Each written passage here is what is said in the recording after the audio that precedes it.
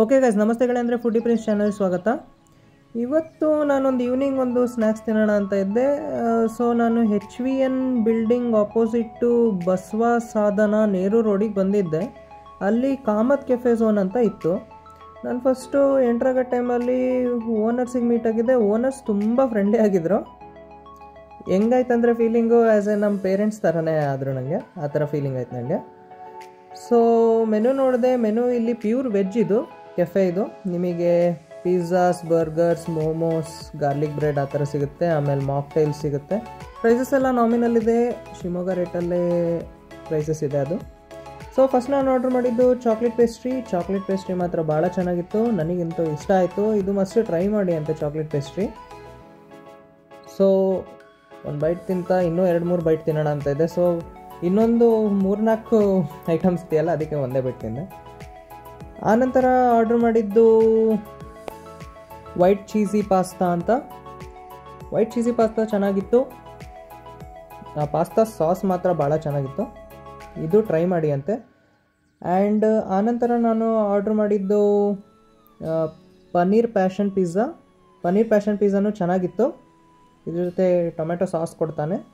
ಅದರ ಜೊತೆ ಇದು ಡಿಪ್ ಮಾಡಿ ತಿಂದರೆ ಭಾಳ ಸಖತ್ತಾಗತ್ತೆ.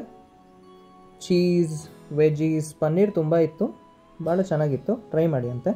ಆನಂತರ ನೆಕ್ಸ್ಟ್ ಆರ್ಡರ್ ಮಾಡಿದ್ದು American cheese burger, patties, veggies and loaded with capsicum, different varieties of veggies ಇತ್ತು.